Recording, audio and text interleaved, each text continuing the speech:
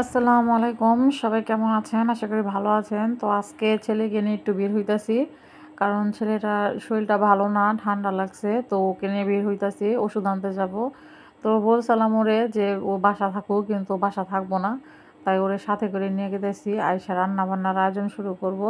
তো আগে দেখি ছেলের জন্য ওষুধ নিয়ে আসি। ওর বাবা বাসায় নাই। আর যাওয়ার পথে দেখেন আমাদের বাড়ির রাস্তার পাশে কি সুন্দর গাছে ফুল হয়ে রইছে। দেখতে অনেক সুন্দর লাগে, মনটা চোখটা জুড়ায়া যায়, ভালোই লাগে। আর রাস্তাটাও বেশ অনেক সুন্দর। আমার কাছে এই রাস্তাটা খুব পছন্দের। আর নিজেদের বাড়ির রাস্তা দেখে না, মানে অনেক সুন্দর ফ্রেশ, এই ফুলগুলোর কারণে বেশি ভালো লাগে।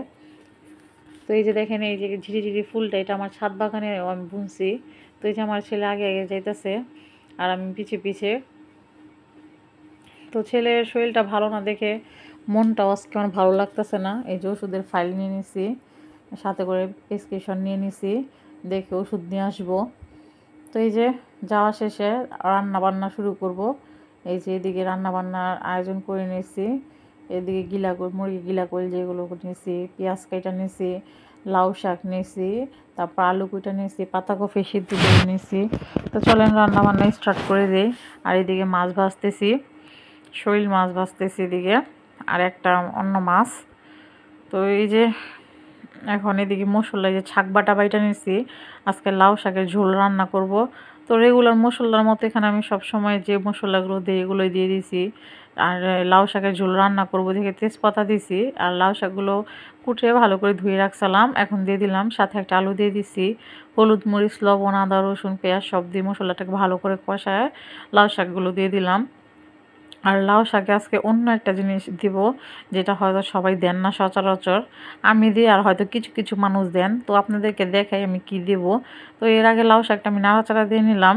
আর এই জিনিসটা দিলে লাউ শাকটা কিন্তু খেতে অনেক মজা হয়। যারা না দিয়েছেন আমি সাজেস্ট করব তারা একবার হলেও দিবেন, অনেক মজা। এটা হচ্ছে ভাতের যে ইয়ারটা থাকে, মারগালাটা থাকে, সেটা ফ্যান, যেটাকে আমরা ফ্যান বলি বা ভাত মারগালা বলি, সেটাই। আর এই যে কাঁচামরিচ দিয়ে দিলাম। আর একটা বড় কাঁচামরিচ ভাঙতে যাওয়ার দেখবার নিচে পড়ে গেছে, সেটা আবার উঠে ধুয়ে দিলাম। আর এই যে শাক বাটাটা ভেজে রাখছিলাম, সেই বাটাটা দিয়ে দিলাম। এখানে শাক বাটা বলতে তো আপনারা বুঝেনি যে কি কি বাটছি, জিরা টিরা ধনিয়া টনিয়া, তারপরে ইয়াও আর সব এগুলো বাইটা, তারপরে এই যে শাকটা যখন হয়ে আসবে তখন এটাকে ভালো করে দিয়ে দেবো।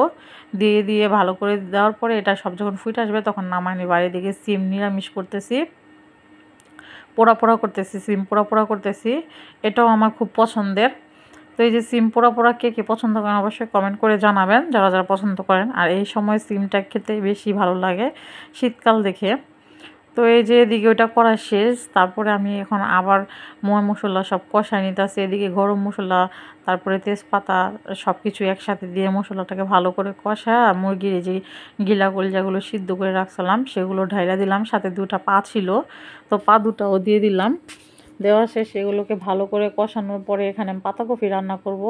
এই খাবারটা যদি কেউ না খেয়ে থাকেন অবশ্যই একদিন ট্রাই করে দেখবেন, খেতে কিন্তু খারাপ লাগে না, অনেক ভালো লাগে।